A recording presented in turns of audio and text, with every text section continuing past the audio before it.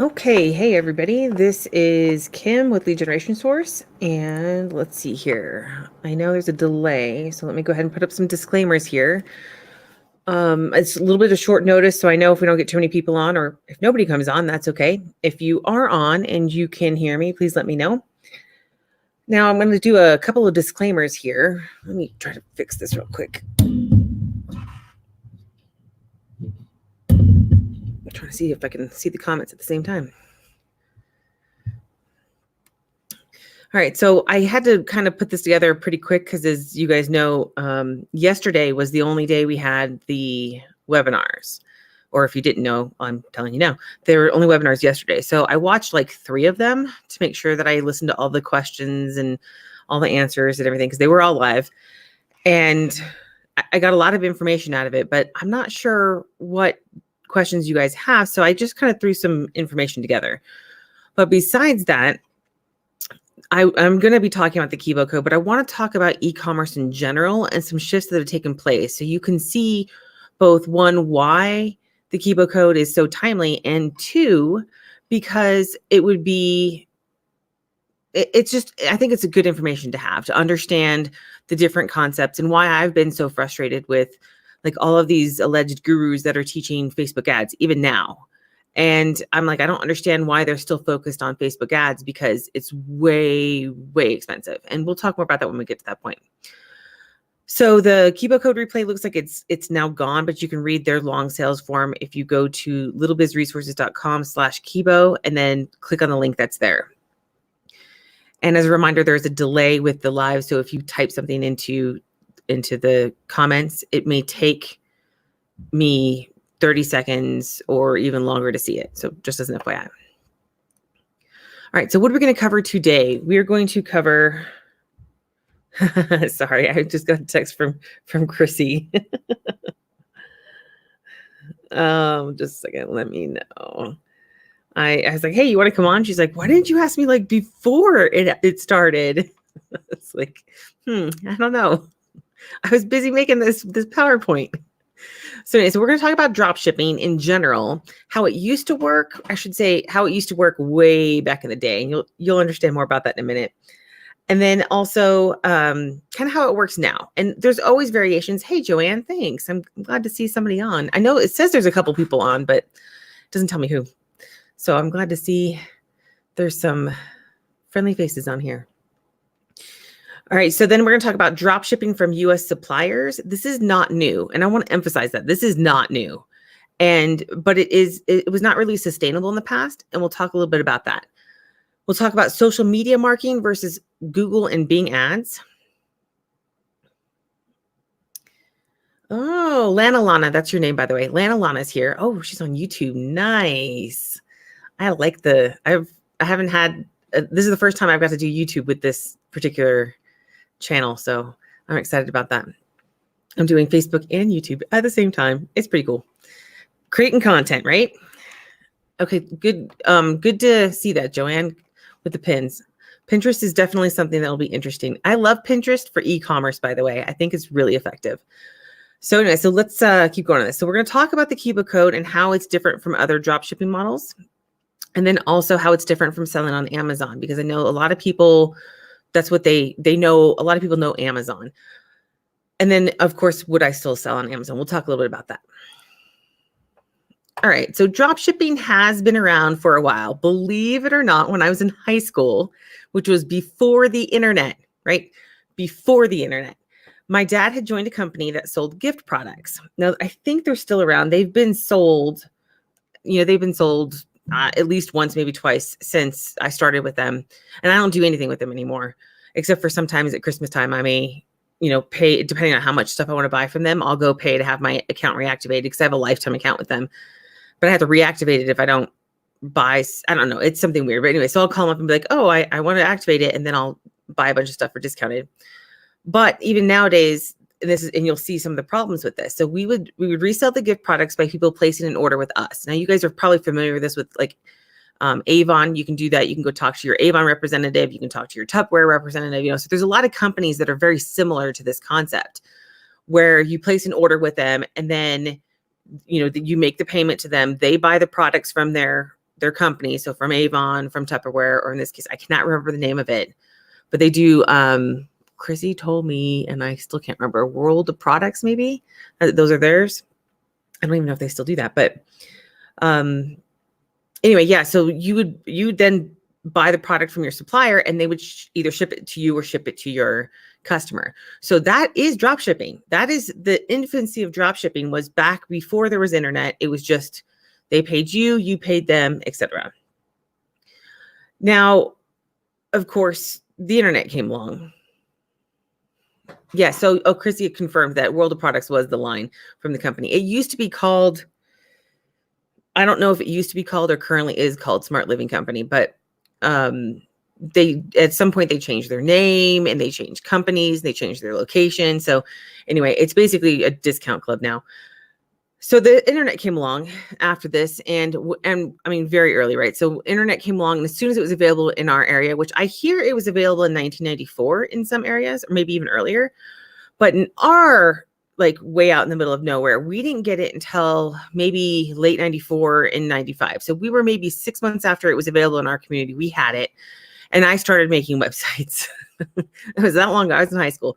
But I could make the website, but you couldn't accept payments because this was before PayPal and before Stripe. So basically it was like, call me, and I put my phone number up there or whatever, and they'd have to call me and place the order. Now, of course, back then there was no search engine optimization. There was nothing. It was like the wild, wild west back then, and nobody could find anybody, and it was a total nightmare. So I didn't really do a whole lot, but it was my infancy into e-commerce and just like that whole world and drop shipping. I mean, think about that. I've been doing drop shipping that long, right? Now, towards the end of the relationship with that company, which again, I can't remember the name of it, it's still SMC, SLC. I don't know. Anyway, they made more money from selling websites than from selling products. They switched. They saw that shift, that there was more money in selling the website to people, a ready-made website to people with their products integrated with their system, than there was selling their products. And when I saw that, because I had access, by then I was in college and I had access to be able to see what their sales were.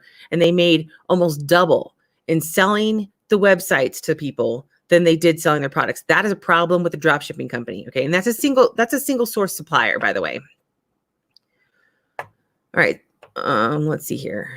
Right. So drop shipping, of course, from U.S. suppliers is not new. They were a U.S. supplier. Now, I want to clarify this because this is a question my husband actually asked me, and it didn't occur to me because I've been doing this for so long. But we're not necessarily dealing with manufacturers when we're drop shipping. We're dealing with suppliers.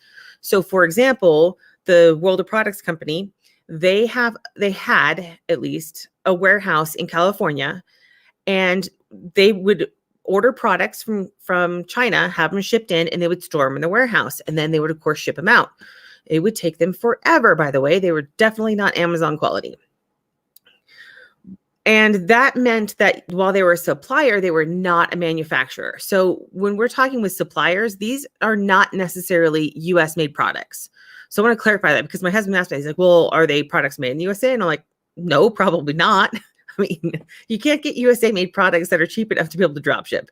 Usually that's going to go direct to source. So it's very uncommon. You're going to be usually dealing with lots of big numbers and stuff. So most suppliers for drop shipping are still sourcing their products in other countries.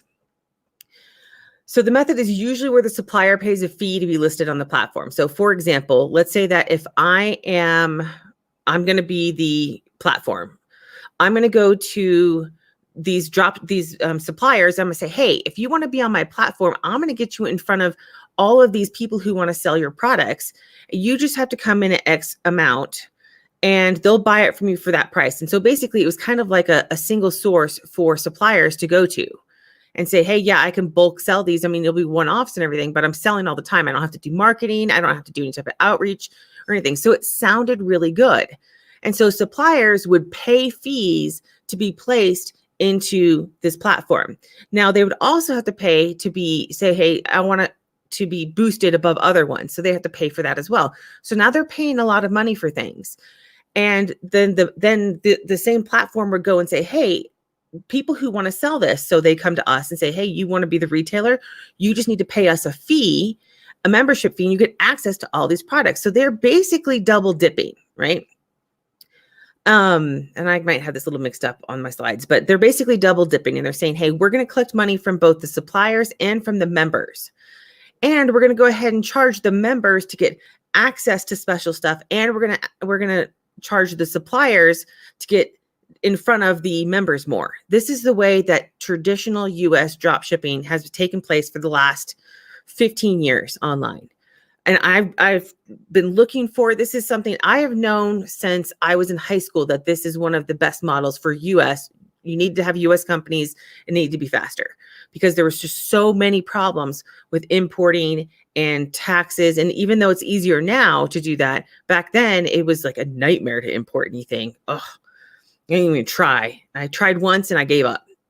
But so like an example is like a member paying in might be like $50, and then a supplier might have to pay like $500 a year to get access.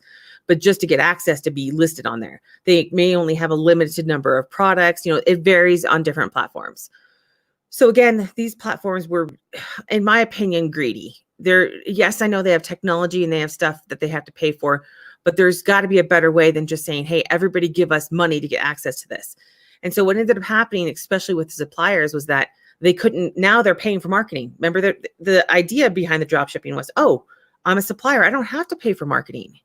But now they're saying, well, now you need to pay for marketing. So suppliers had to increase their prices. And now, as a member, you're paying basically as a discount club. And an example of this, I used to be a supplier for Doba.com.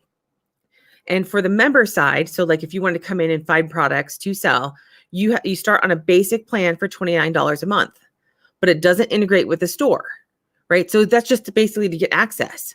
And that's literally a discount club. That's literally what it is. And that's what I found as a supplier. Most people were on there.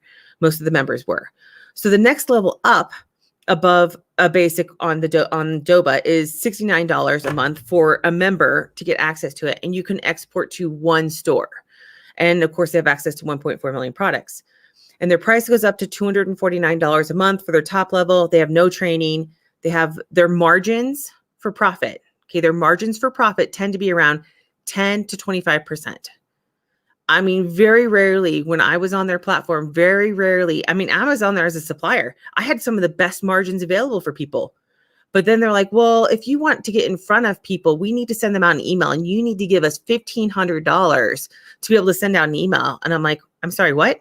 And I wasn't alone on it. It would be me and like 5 other, we'll feature, 5 or 6 or 10 people in an email and we'll send it out. That's the best way to get in front of people. And I'm like, I'm not going to pay you $1,500 and keep my prices low enough. There's just no way. And so it ended up being, I eventually left because they had a huge nightmare with a bunch of people doing illegitimate stuff and everything else. So again, a lot of people joined at this basic level just to buy products at a discount. And if that's something you're interested in, that's Doba, but you're never going to make any money doing their stuff because unless you mark the prices up really high. So what value is there in drop shipping from US suppliers? So drop shipping from US suppliers is much faster than drop shipping from overseas. As we've talked about this before in our group, that when you are drop shipping from something like, say, AliExpress, and AliExpress is a major source for a lot of drop shippers, then, and by the way, you don't have to be a wholesaler. You can just go there and buy stuff, right? The average person can go onto AliExpress and buy something. So, as a reseller, we're going on there, we're buying something, we're reselling it to somebody. We were seeing upwards of 60 plus days before it was arriving to people. And we were told initially, oh, hey, yeah, it should be 30 to 45 days. Everybody said that. But something happened, especially if it hit Chicago. So, for example, if anything went through Chicago, it would get stuck at the post office in Chicago. Scanning would disappear, tracking would disappear. I mean, everything, it was just, sometimes we never even knew what happened to some of the products. Like a customer would contact and say, I didn't receive it. And then like the next day it would say it was delivered, but the customer would never confirm that it was delivered. And because it had already been so long, we had no choice but to refund them. So when you're using US suppliers, you're going to minimize shipping issues. And you notice I said minimize, because we are dealing with the post office or a variation of that. UPS and FedEx are not exactly, FedEx has been horrible lately. Out here, it's like everything they deliver gets destroyed and it's just, So UPS has been pretty good, but FedEx has been a nightmare out here. And then I have another logistics company I'm dealing with, and they're a nightmare. So anyway, so now if you're also using US suppliers, you avoid import taxes and any issues with that. And by the way, even if you're in, like, let's say that you're a reseller, and so like we would be drop shipping from AliExpress, right? So there is actually something somewhere in the laws that says that you do have to pay import taxes. And I don't know if it's a certain dollar amount or what, but at any point they could basically audit you and say, okay, you owe us money. Now, I honestly don't think that, I think they have their hands full with the ports. I don't think they're going to go after the little drop shippers, but there's always that risk.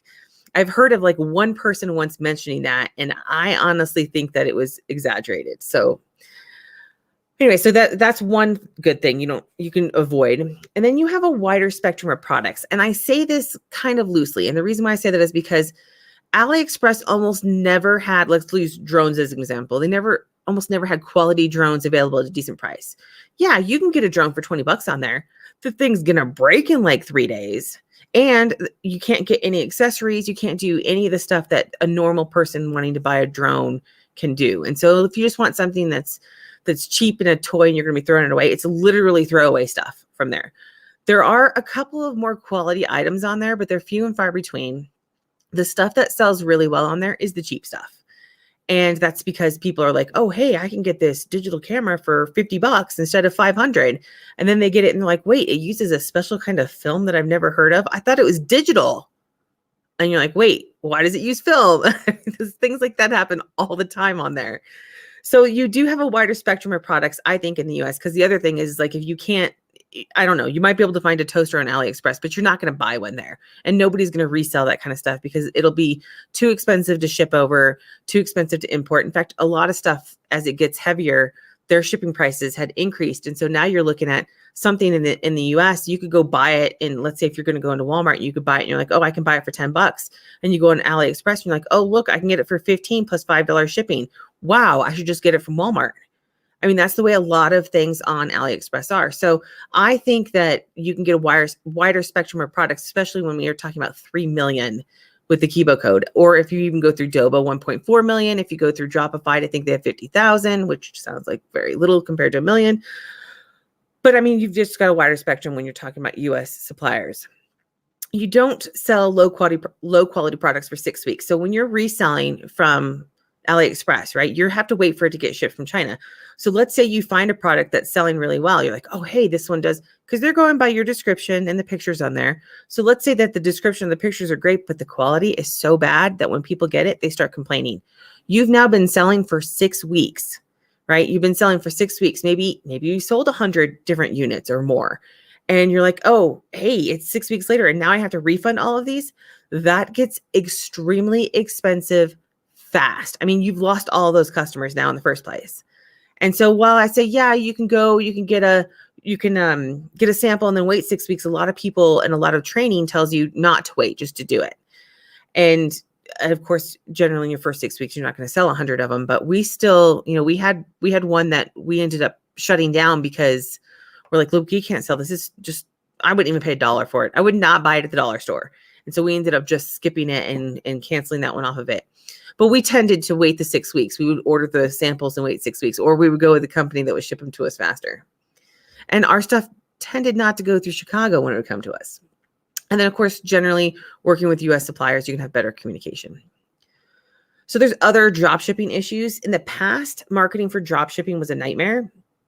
And that's mostly because, like for example, working with Smart Living Company, like I mentioned, they're mostly a membership club now, where you just kind of get in your discount club, where you're just paying your membership to get a discount. And that's because what was happening for us when we were doing it, and I say we as in my husband and I were doing it, that we would go on and we'd say, okay, well, I want to sell this candle holder because it's all gift stuff. So I want to sell this candle holder, and the candle holder is, let's say it's $8 and their recommended price was like $20 to sell. I'm like, that sounds good. So I honestly felt like their products could sell for the retail prices that they were at. But then you go online and you're like, and you would search whatever the name of it was, or maybe you put like butterfly candle holder or whatever, and that would pop up from 5 different sellers, all selling it for less than I could buy it for through the company.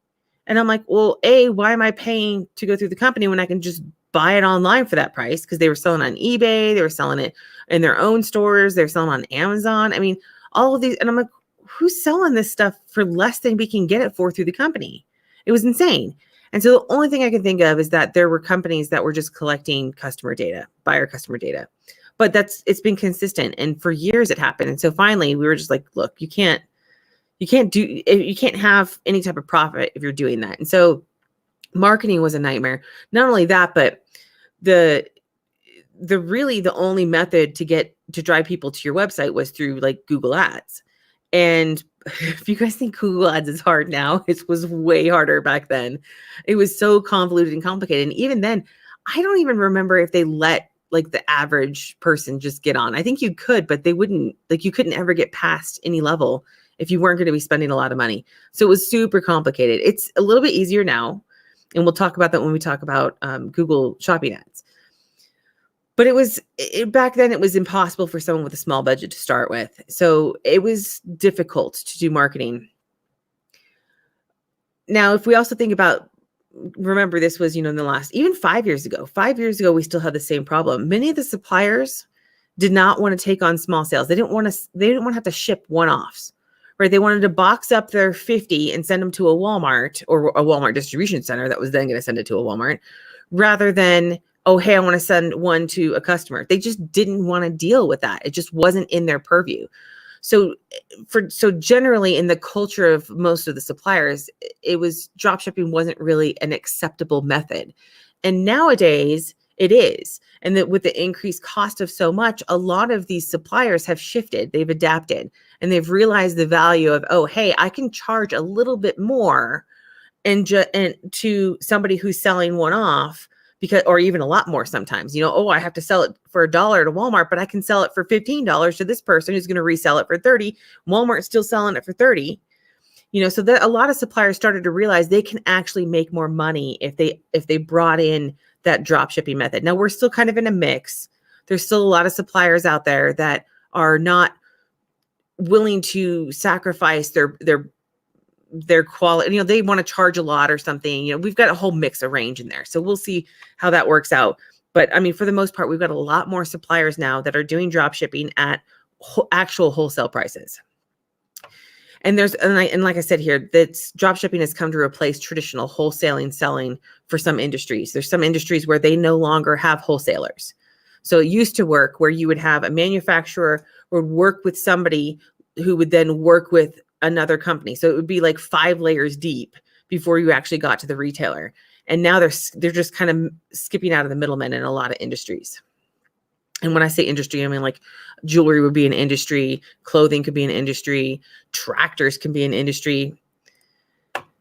Not that I would recommend selling tractors, but hey, you probably make good money doing it, but I think they have actual salespeople that do that. So let's now look at social media marketing versus Google and Bing ads. So if you guys watched the Kibo Code webinar, we learned that the traffic source for the Kibo Code is going to be Google Shopping ads and Bing ads to start with. And the reason why they're doing that is because it's a lot less complicated than it once was. Now, that doesn't mean it's not still complicated.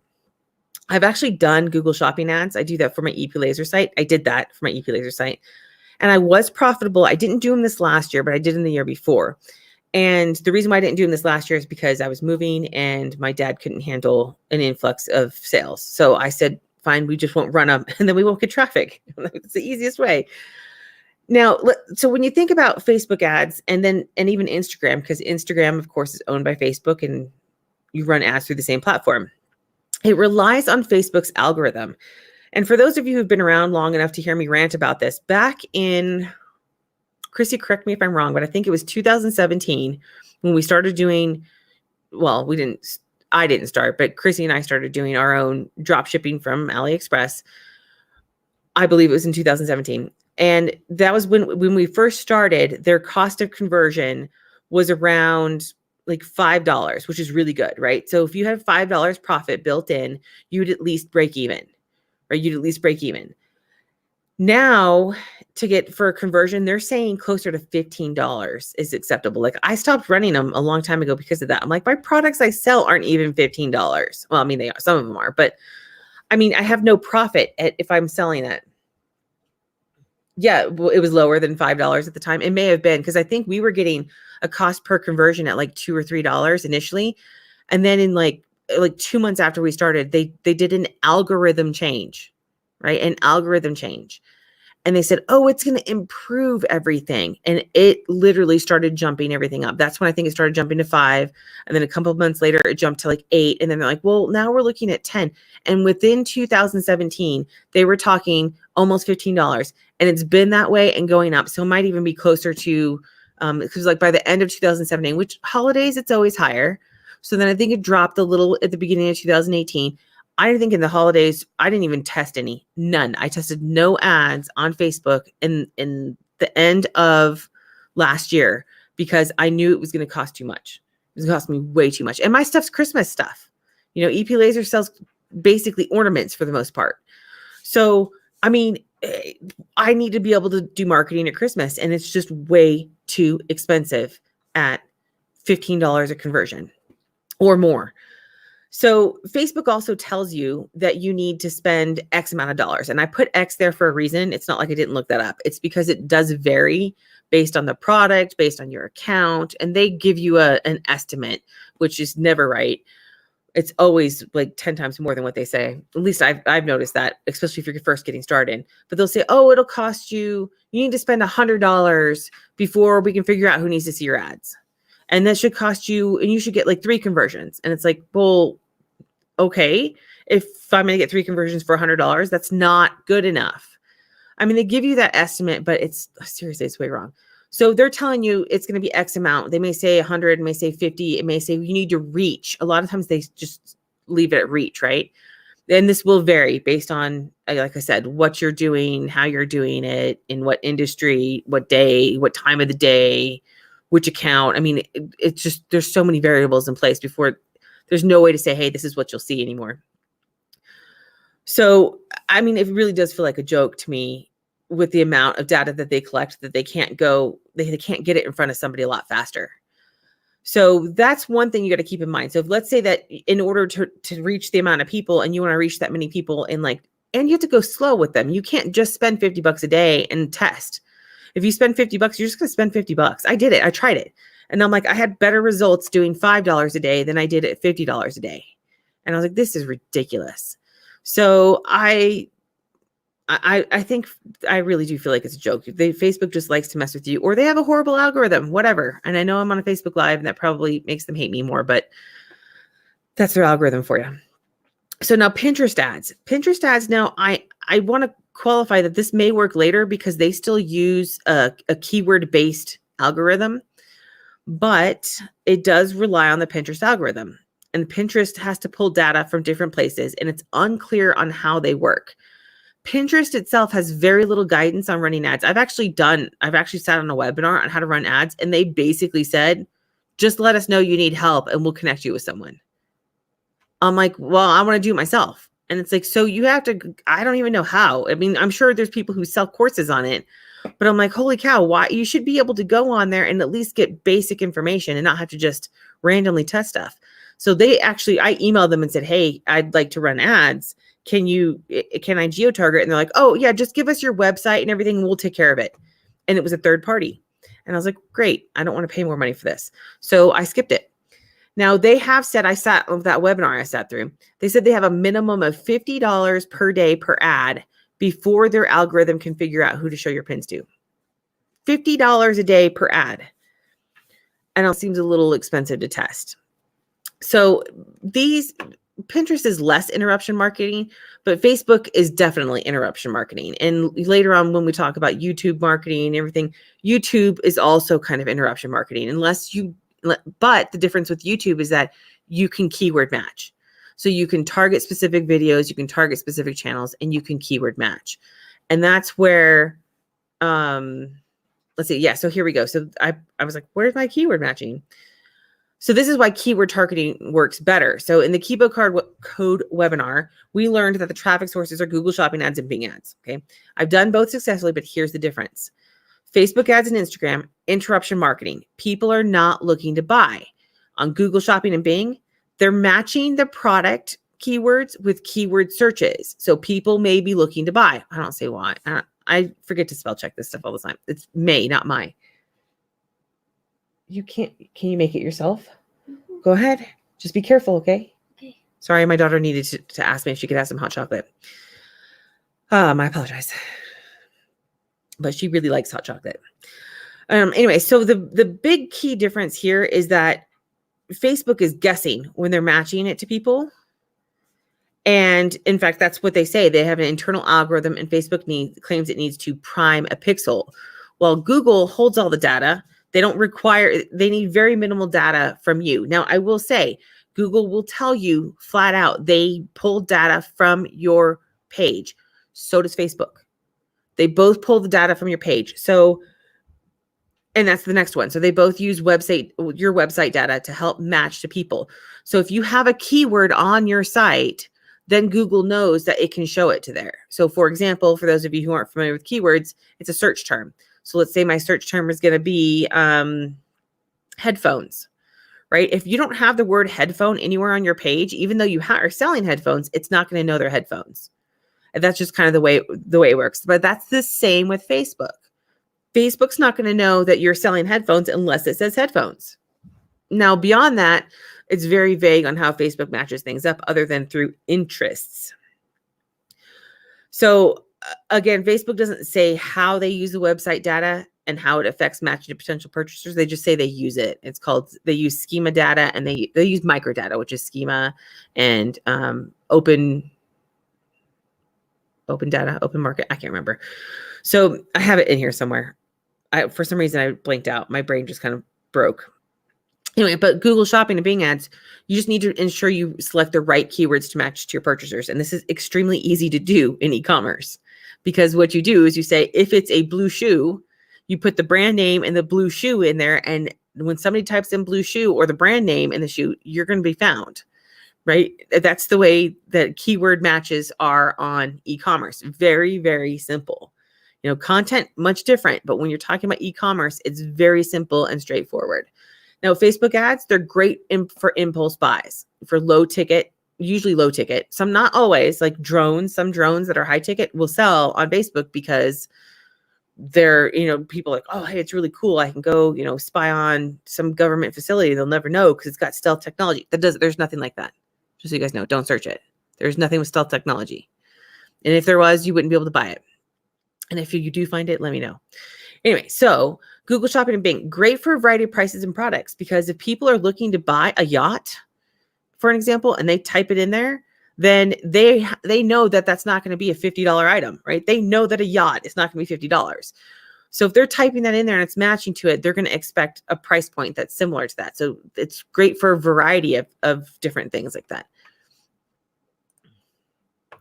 So let's look again at how dropshipping works and not Kibo. This is going to be not Kibo. So let's talk about the setup. So an example of suppliers is AliExpress. And so then I would build a website on Shopify, use a tool to push products to the website. And this is simplified, by the way. Fine tune the listings and pictures, set up marketing. And then when the customer places an order with you, you would need to place an order on AliExpress. Now you see some challenges with these. For example, the suppliers. And of course, we've talked about these already. So I'm going to kind of skip that one. Then step one, build a website on Shopify. I know Shopify thinks you don't need technical expertise to launch a site. You do. You have to know some sort of code to tweak things, to add things. So it's not really an out-of-the-box solution. And so you do need technical expertise to make this work right.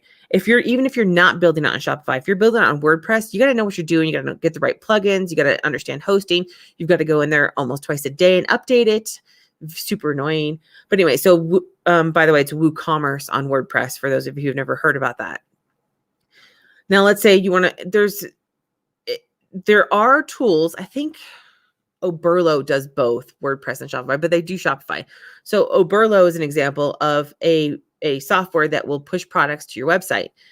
The problem is that Oberlo gets a lot of, I don't know where they get their money from, but they get a lot of money from somewhere. I think they primarily push their products. And so they get to keep it updated, but AliExpress changes, and I think now Oberlo is a partner with them, but they would change all the time and it would break these tools, right? I mean, you go on there and you'd be using a tool and it would break. And I know people who used Oberlo even recently, and they'd be like, oh yeah, it's broken again, right? So every time AliExpress does their changes, it would break. So that was just an interesting little side note. That's a problem with every tool. So with AliExpress, but just a challenge you have to be aware of.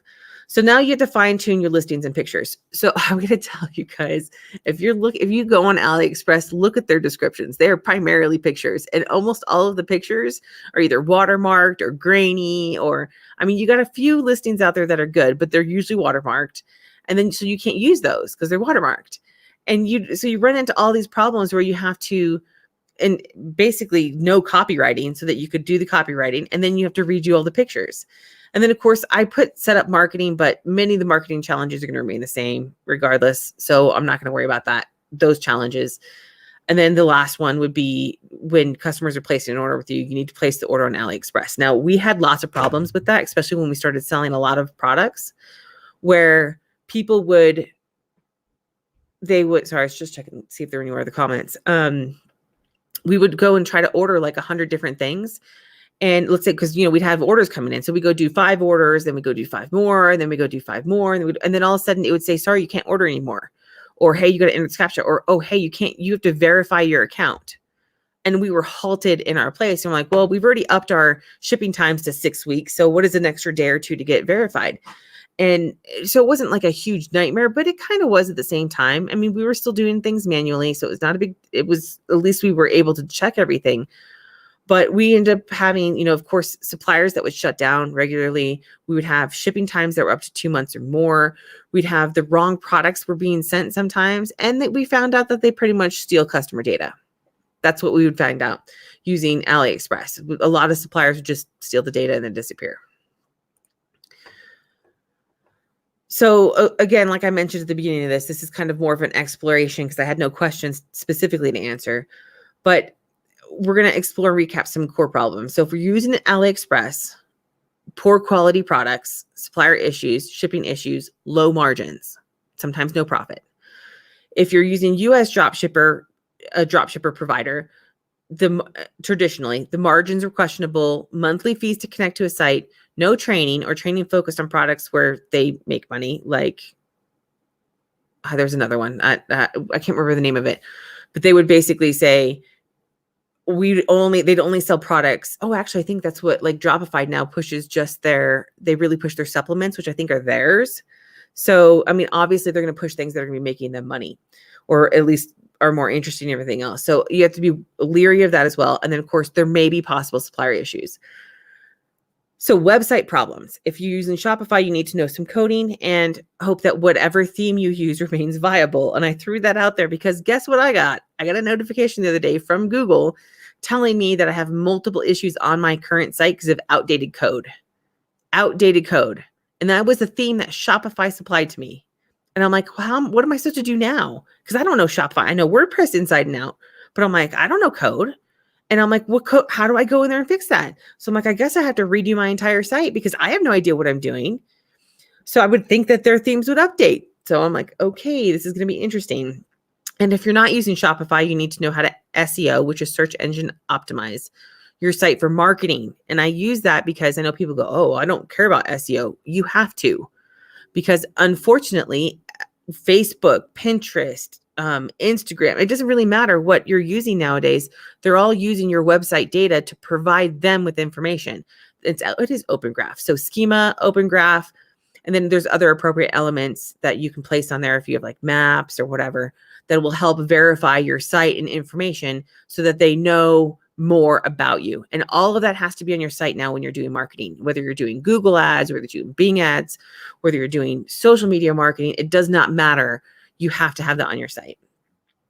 Copywriting. Of course, if you're not using the Kibo Code, which we'll talk about in a second, you'll likely need to create your own listing descriptions, your tags. So you need to know those search terms that people are using. You need all the keywords, etc. You need to balance SEO because again, microdata is critical requirements with descriptions that convert. So you need to have both of those. You need to have the elements so that you can do the marketing, and you need the elements so people will actually buy the stuff when they come to your site. Sorry, I keep hitting my desk.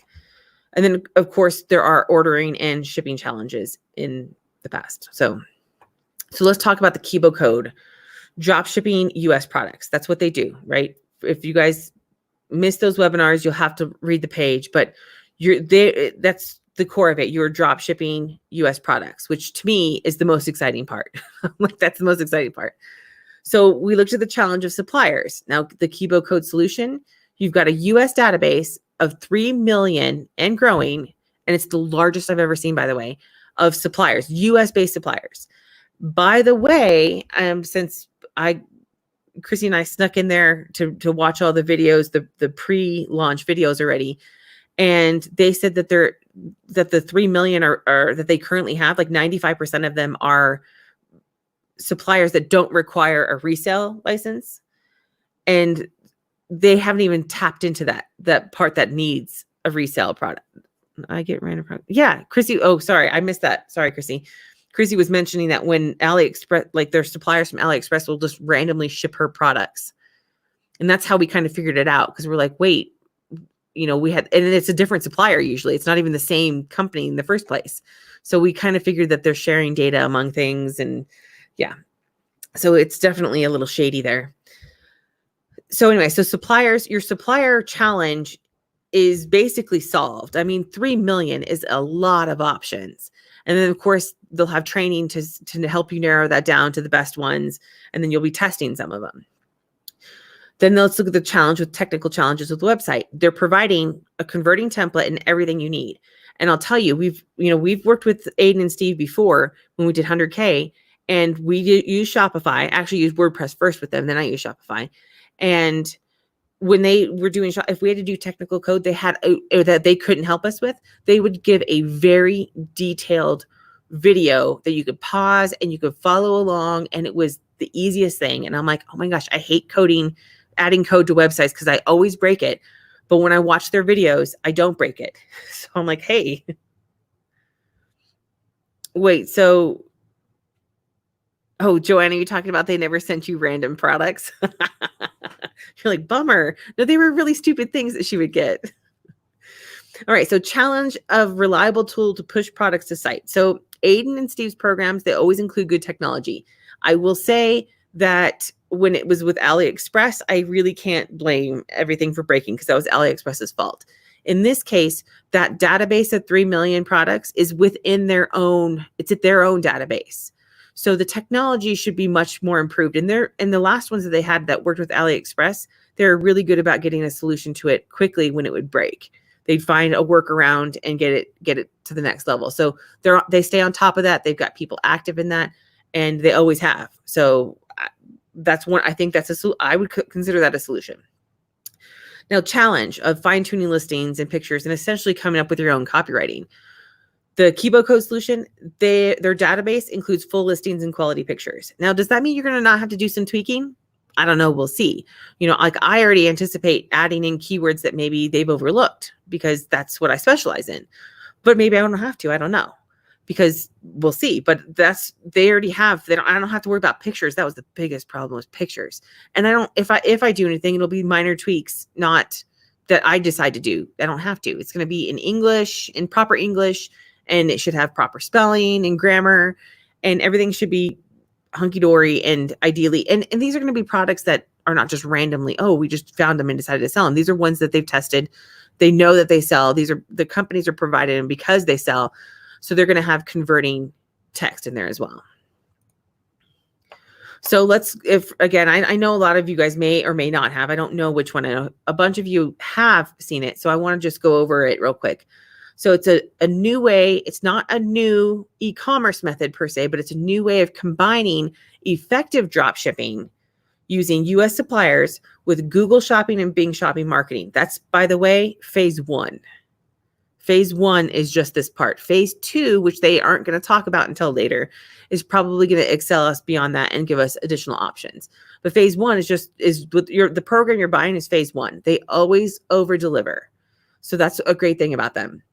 But when I was doing the I'm gonna say the pre-launch, but the pre-launch videos, the pre-course videos, I guess, he's like, phase 1, he goes, oh yeah, we're not gonna talk about phase 2. So there's a phase 2. So just so you know, you're gonna get training to walk you through every step of the system. And I think people undervalue this. Everybody, I hear a lot of people say, I can just Google how to do that. And I'm like, good luck, because you know what? You can Google a lot of things and most of them are wrong. And especially in medicine, you got to be very careful with that.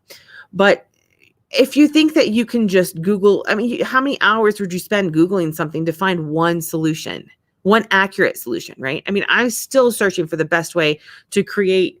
I have these industrial wire shelves. And I'm like, how am I going to store stuff on here? I don't know, because they're so big. They're like, 2 feet high. And I'm like, I have these little teeny tiny things that need to go on them. And I'm like, what am I going to do?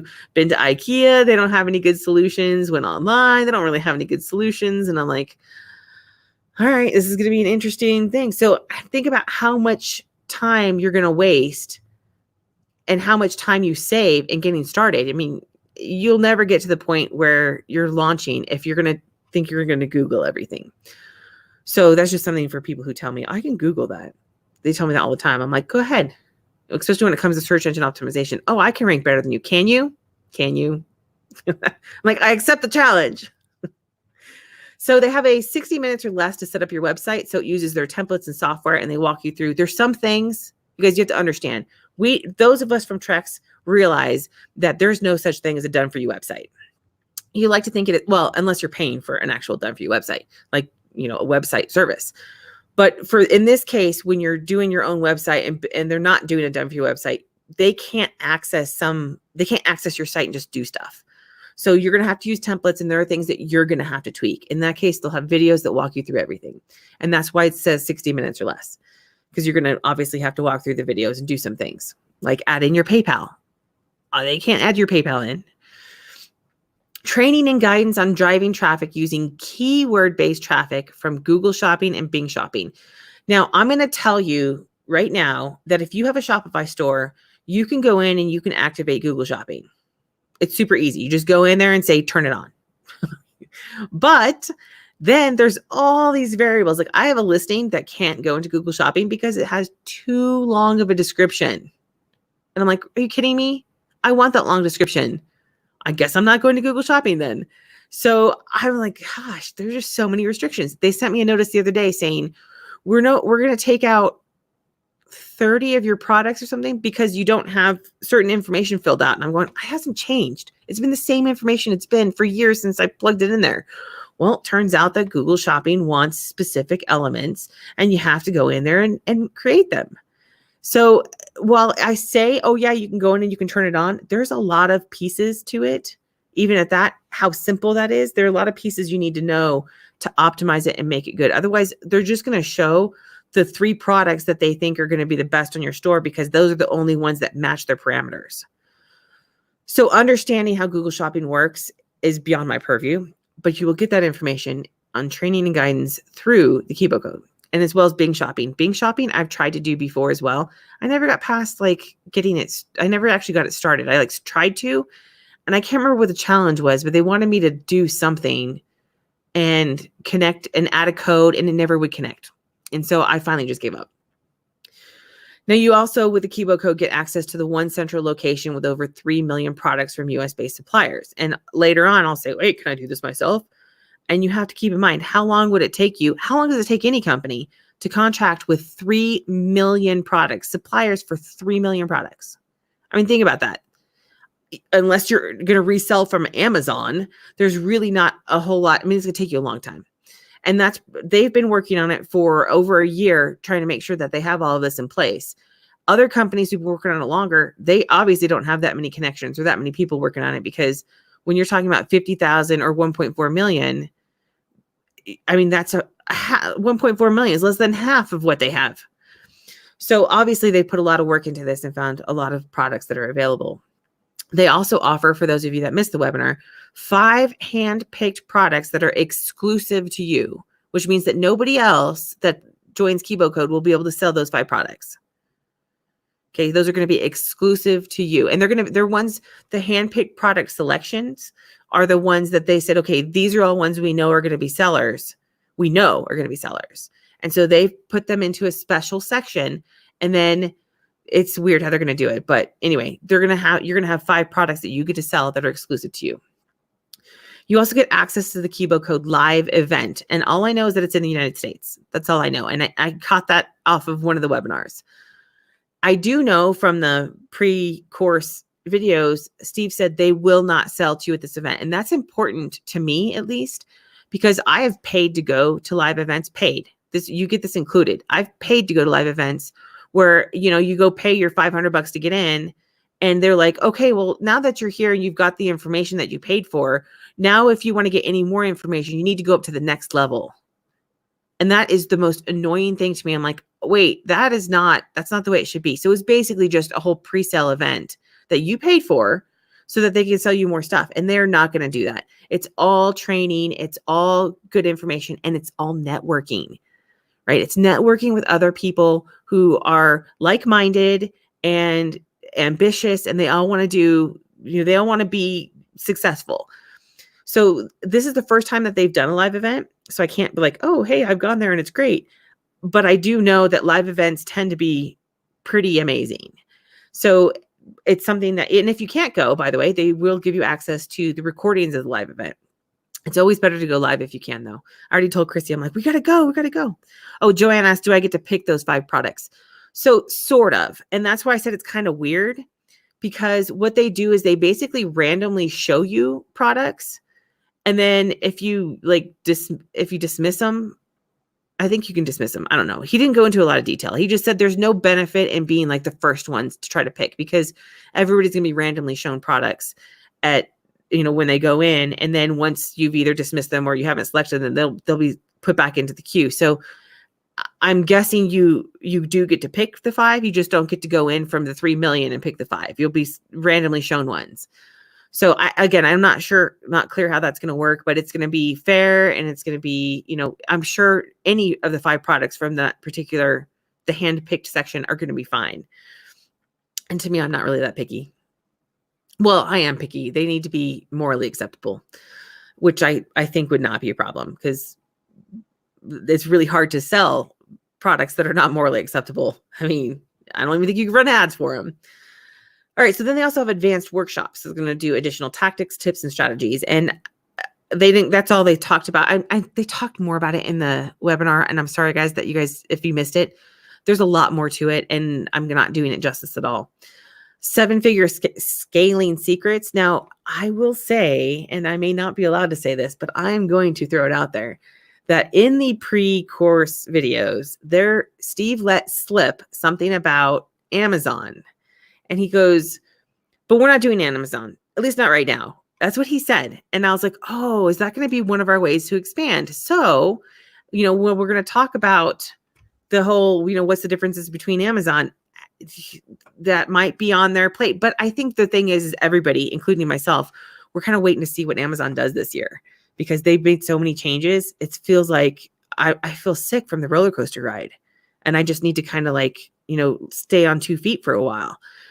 And then maybe I'll get back on the roller coaster ride. Who knows? But, oh man, it's been kind of a nightmare. So this is their pretty infographic. I couldn't fit it on with all that text. Just wanted to admire it. They did a really good job with it. I mean, I know it's just all digital stuff, and I know exactly how they did it, but it looks really good. Okay. So the one question that I think I anticipated, but nobody really asked, is, can you do this method on your own? And so I threw this out there. One of the main reasons you would get the Kibo Code is for access to the training from Aiden and Steve and the software. I should have put software there as well. And of course, their team. But if you know how to run Google Shopping and Bing Shopping ads, if you have access to a wide selection of products, wide by 3 million. And I mean, you don't have to, obviously you're not gonna put 3 million products on your store. That would be impossible for people to get through. So you would definitely narrow that down. So if you have a wide selection of products and reliable suppliers, and you've got that system all built up, that you've got one more leg to it, right? And then, so I did have software here. Do you have software that streamlines at least some of the steps? Because when you scale, if you don't have the software in place, you are going to be hating life. You're going to hate e-commerce. You're going to be like, why on earth did Kim tell me to do drop shipping? Because I had to do everything manually. And I'm going to go, I told you to get software. So do you have software that streamlines at least some of the steps? Do you have a system or blueprint for selecting good products? So if you have access to a wide selection of products, which ones are going to be good to sell? Which ones are good to not necessarily advertise, but have as upsells or cross sells? There's a lot of elements that go into that. So if you know how to do that and you have a system for that or some way to decipher that, then that's another leg of it. And then do you have a website up and running? If you don't, can you build a Shopify store in 60 minutes or less? Probably not. But even if you couldn't, even if you said, hey, you know what, I'm going to spend a week doing it. I'm going to follow the stuff on Google. When you add all of these elements, it does compound together. But I'm not saying you can't. I'm just saying these are considerations that you need to think about. And then, of course, how is this different from selling on Amazon? And I have some random elements included because I was like, we already did 2 videos on this. So, of course, I'm just going to overview a few points. And then if you guys are like, oh, hey, I want to learn more about selling on Amazon, check out the other videos. They should be in both the group on the page. And I believe I put it onto YouTube as well. I believe so. If not, hit me up and I'll get them in there. So Amazon has built-in traffic, assuming you rank in the top 100. Because if you don't rank in the top 100, if you don't rank in the top like 20, you never get seen. And versus Shopify, which is just hosting, you have to drive your own traffic. So if you can rank on Amazon, you notice I'm saying if you can rank because that has changed. You can get built-in traffic then. So that means that you don't have to drive your own traffic, right? Because Amazon's driving that traffic. Whereas Shopify will never drive traffic to your store unless you're a big, huge thing and they have a story about you. But you have to drive your own traffic. So you have to do your own marketing. Now, that doesn't mean when you're on Amazon, you're not doing marketing. I'm just saying that you do get some traffic without having to do marketing. Whereas on Shopify, you won't, and you should not rely on that. On Amazon, there's tons of competition for most products. Like I think I told you guys the story about the pharmacy ornaments. How many people search for pharmacy ornaments? Amazingly a lot, by the way. And when I first started, I was like, I'm going to create this because there's only 23 results and only 4 of them were actual pharmacy ornaments.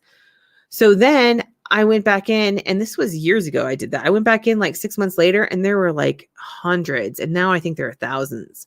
So it doesn't matter what the product is. You have a ton of competition, whether it's your product or it's, you're selling somebody else's. It doesn't really matter. There's a lot of competition.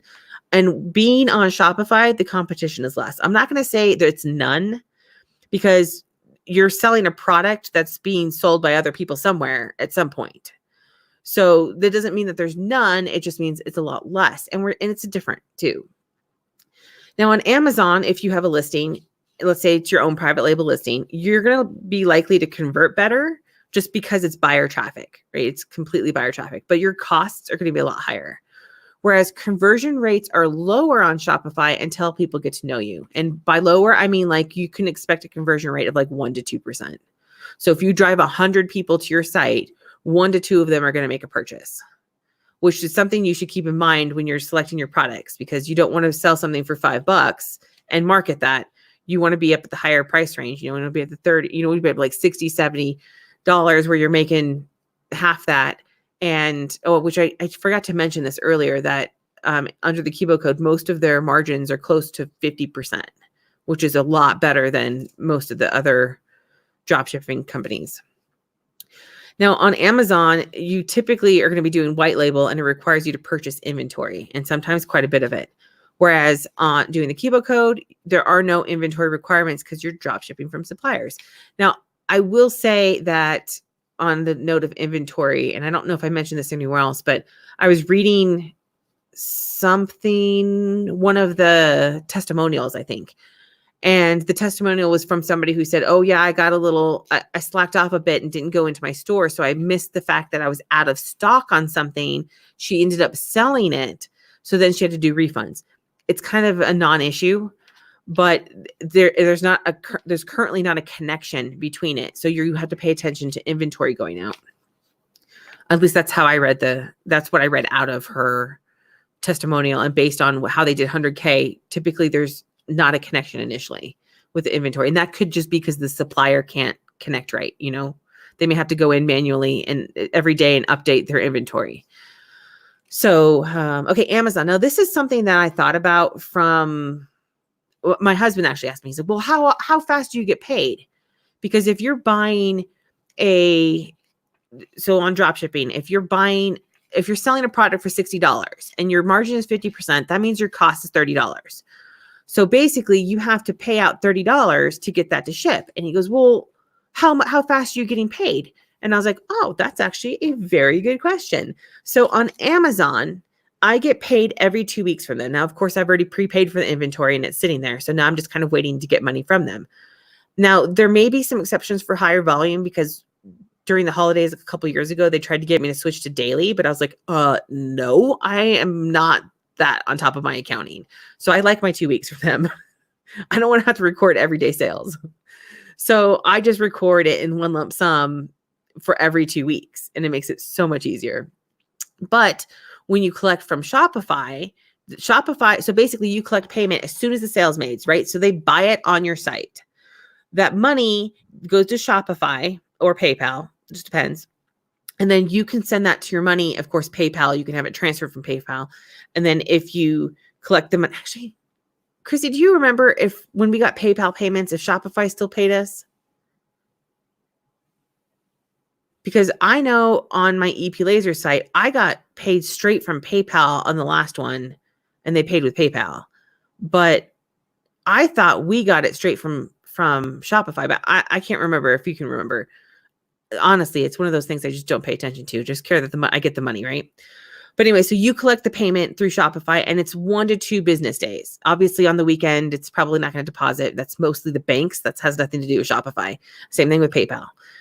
So worst case scenario, and this is what I told them, I'm like, worst case scenario is, I'm like, you add 1 to 2 days to your processing times or your delivery times so people aren't, concerned about that. But when you're comparing it to anywhere from 14 to 60 days, I mean, sorry, try not to choke on you guys. All right, so Amazon does not accept PayPal. In fact, I think they had a statement out that basically said they hate PayPal and they think the company is a joke. That's basically the gist of it. I'm being nice. Now, on Shopify, you can actually enable Amazon Pay, which is an interesting thing, and not all of you may want to do this, but what I found was that when we were driving traffic to our site, we actually had like a quarter of the people pay with Amazon Pay. So it turned out to be kind of interesting. Now, Amazon still holds that money for 2 weeks, but it's another way for people to pay. So you may not start with that, but may add it on later. All right. So then, of course, the question, am I still selling on Amazon? I'm doing Kibo Code. So are you going to still sell on Amazon? Yes. Yes, I am. I already have the system set up, but there are a few things that have changed compared to last year on Amazon. So I'm just maintaining. Okay. The ad costs have increased. This is January now. I'm comparing to last year's January, and I'm paying almost double what I paid last year for my ads. Like I paid almost nothing in my ads last year and had sales. Now my sales are slightly up, but that's only because I had like one huge order for like $600, and my merchant sales, I've still closed them. So it's hard to compare because we're basically doing like apples and cucumbers or something. But I would say that based on the amount of advertising I'm doing, because I'm doing less products, I'm promoting less products, and I'm still paying more. So I'm like, okay, that's annoying. Again, that's like I said, they've changed so much stuff. They just added on another way to spend money on ads, a fourth version. When I got started, there was one. You did sponsored ads and that was it. If you wanted to get into anywhere else, you had to actually go through a sneaky way to do it. So now everybody is part of all 4 methods. It's so much money can be spent there. Of course, getting ranked organically without paying. So that's without paying for ads. It's very hard now. It's very hard. I have products that are Amazon choice products that won't show up unless I pay for ads. I'm like, this is ridiculous. So it's just getting more and more expensive to be on there.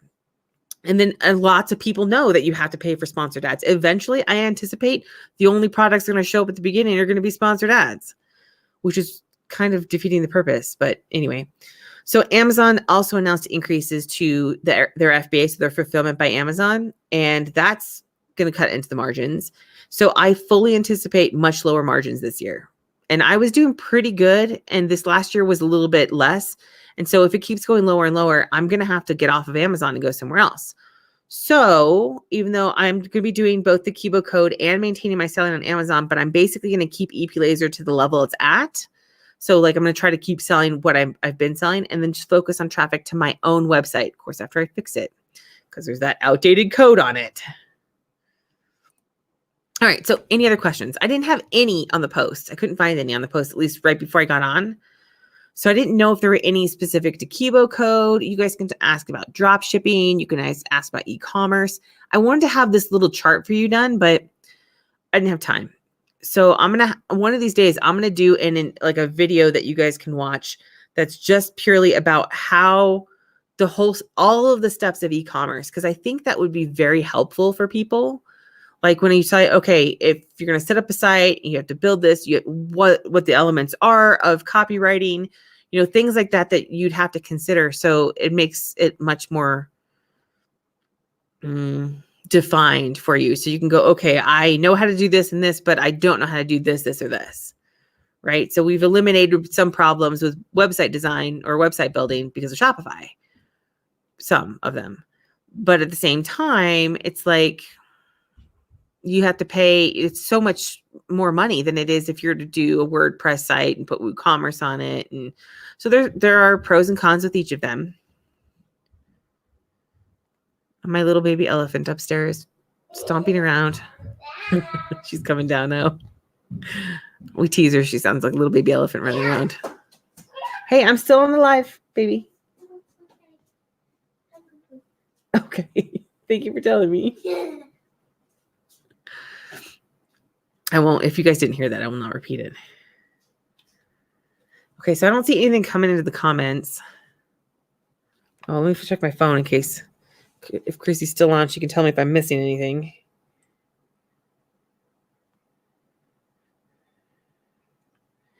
Nope, nothing so far.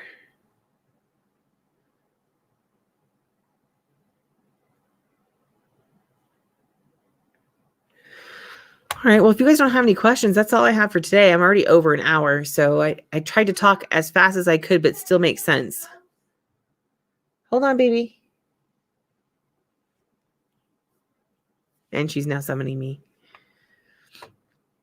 So if you guys do have questions, feel free to add them onto here. It should notify me. And then, or, post them in the group too. You can even have them individually posted in the group. Most of you are regular people. And I haven't made it through the entire list, but I'm trying to make it through the list so that you guys get pre-approved so you don't have to get approval to post.